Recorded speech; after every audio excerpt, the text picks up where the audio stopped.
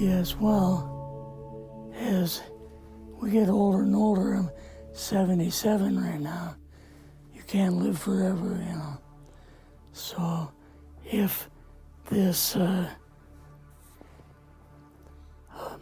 procedure I'm going to have to clean the blood doesn't work, then I've got probably a few more months to make it before my kidneys shut down, you know. So that's kind of why I'm kind of going along with the interview at this time.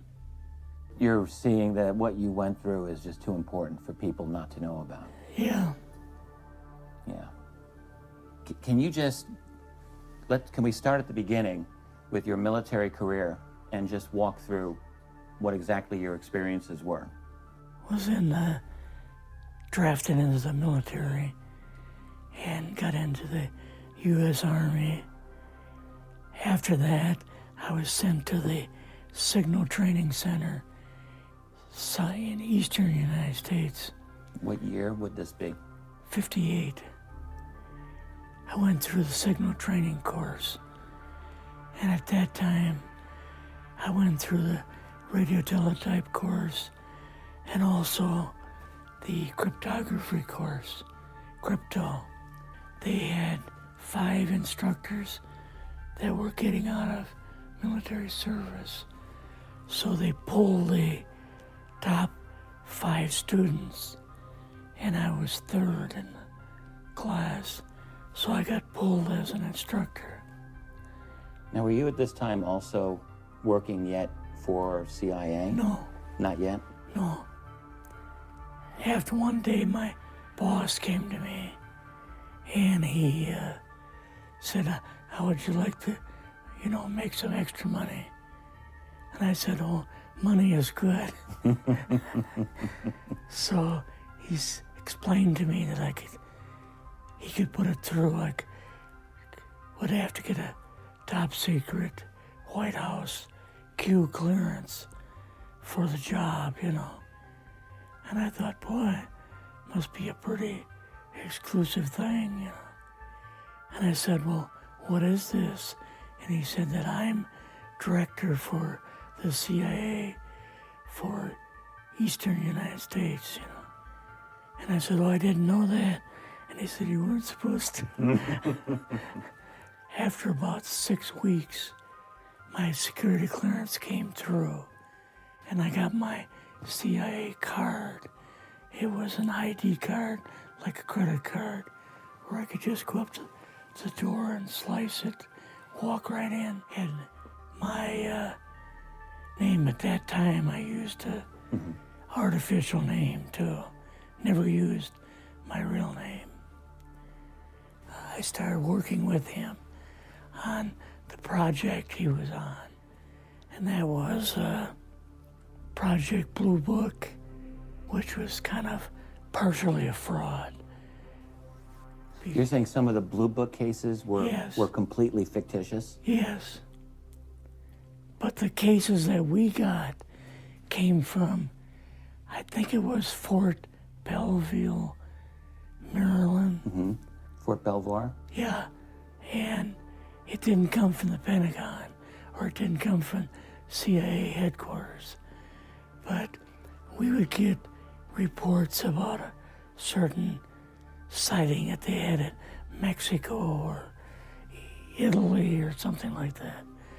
And then we had people that would follow through on it, that would go out and interview the people to see if they were nutcases or if it was real, So they'd be going overseas frequently?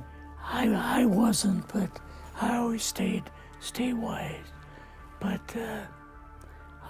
the people we had working with us from the CIA would do that.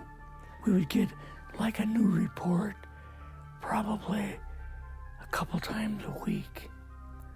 I was coming into the Army fresh off the farm, so I really didn't have much knowledge of anything, but my boss filled me in on Project Blue Book and what they had found so far.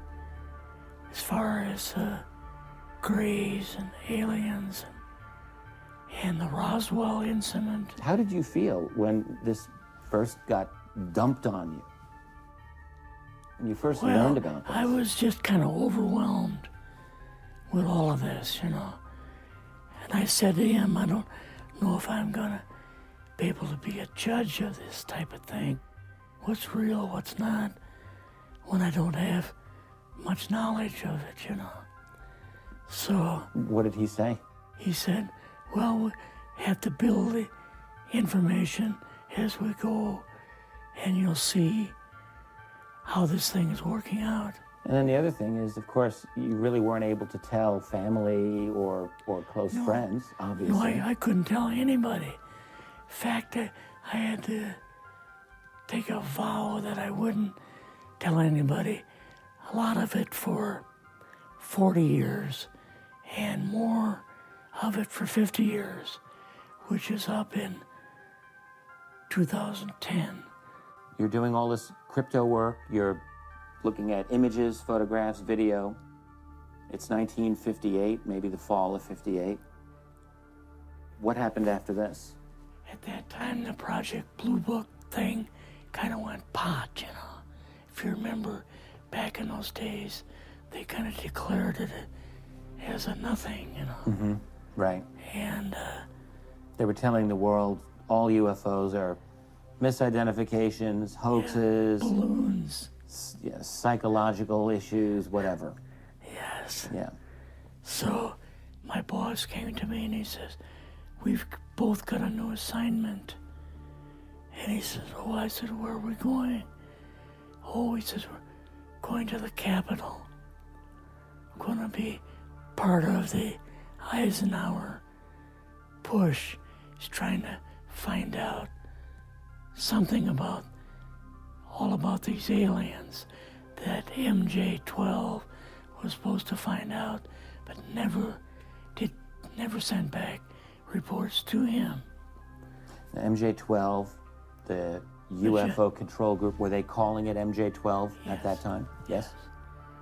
They called us in, went into the Oval Office, and President Eisenhower was there and Nixon, and they said, we called the people in from MJ12 from Area 51 and S4, but they told us that the government had no jurisdiction over what they were doing.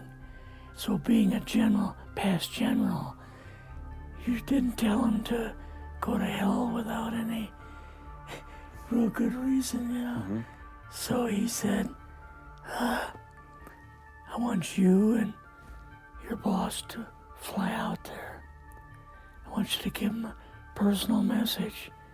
And he says, I want you to tell them, whoever is in charge, tell them that to get in, they have this week, coming week, to get into Washington and to report to me.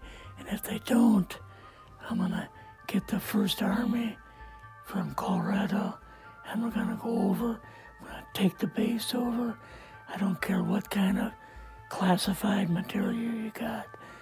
We're gonna rip this thing apart. Eisenhower was going to invade Area 51. Yeah, with the First Army. So you go out with your superior. Yes. You fly out. You land. What happens? Can you describe this whole process? What you saw? They took us the 13 or 15 miles south to S4 and like different garage door openings. Okay. And in these garage door openings, they had like different saucer crafts. The very first one had the Roswell craft in. It was kind of crashed up, but apparently every alien that was in it died except for a couple. So you see the Roswell craft, and what are some of the others that you see? Well, the Roswell craft was really strange because it looked like real heavy aluminum foil. We could rock next to it, and you could rock it. The whole thing probably weighed 150, 300 pounds. Could they tell what the source of power was of this craft? Yeah, it was like a reverse gravitational thing of some kind. In fact, one later on, I got the mathematical code for reversing gravity in a 3x5 card. I guess there are different types of grays and so on. How did you see that evidence? Well, at the later on at S4, we viewed the autopsy film, and then the colonel said, "What we've got in here is we're interviewing a gray alien." All right, right there. How did you feel at that moment? Well, I thought, boy, we had no idea we were going to see the real thing. All we saw was film. You had to have a little bit of heart racing at that Yes. moment. My boss was able to go in and had like a partial interview with him. So what did this gray alien look like? Could you describe him a little bit? This one looked a little bit oriental. So I'm just wondering if it looked almost human, what about this didn't look human?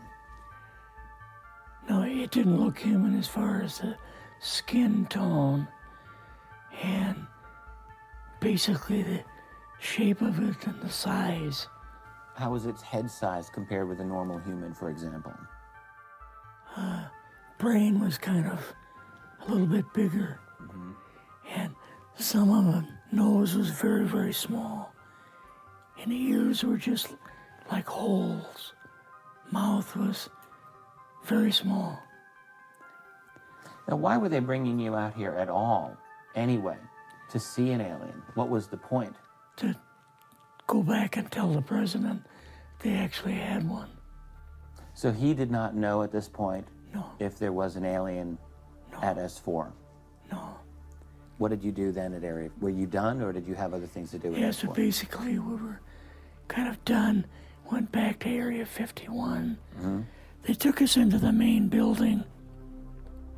And there we saw a U-2, which of course we didn't know existed. And a model of the SR-71. Yeah, the Blackbird. So, but like I mentioned earlier, it was not a model of the current Blackbird. It's an earlier version. But an early version. Did you go directly to Washington after this? Yes. Or did you go somewhere else? How did they get, did you fly regular airline or? We flew back to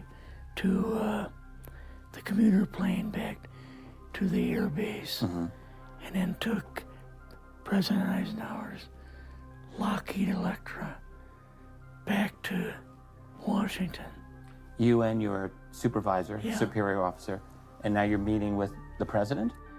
Yes. Can you describe this? Well, we met with him in, the second story of the old OSS warehouse building. And Eisenhower and Nixon were there, and also Hoover was there. So he asked us what was going on, and we told him about the alien and the whole situation, and the black projects and so on, and he was just totally shocked. He appeared for the first time to be worried, like he was worried. I would think that Eisenhower would, he certainly knew that flying saucers were real. Yes. He knew that there were aliens. So I guess I'm just wondering, what would he have been, really surprised about? Surprised about the black programs. Eisenhower said, "Got to keep this thing completely secret. You know, can't talk about this. Your actual name is, I mean, the name you grew up with, that was a different name than what you had in this. I never used it in the CIA at all. Now, what about today? You're going on the public record, and this is still sensitive information, even though earlier you talked about, you know, security oaths that maybe expire after a certain period of time. 50 years. But you're still concerned. Linda Moldenhau's phone call, her phone was tapped, and they got my phone number, and through the telephone company, they're able to find me, and so on. When they found you, what happened? I was going to a grocery store. Two guys in a black suits come out of a black Lincoln town car and came over to see me. And they told me that I'd better not publish anything or talk to Linda about any more things. So at that time, I did, you know, I stopped. That was enough to intimidate you. Yes. Rather remain anonymous. Never show my face on anything. Really, thank you for doing this. Yes, this was, I guess, kind of a good idea because I feel much better having talked about it. I kind of feel like there's a load off my shoulders. Really? Because I had an awful lot of secrets that I had kept over the years.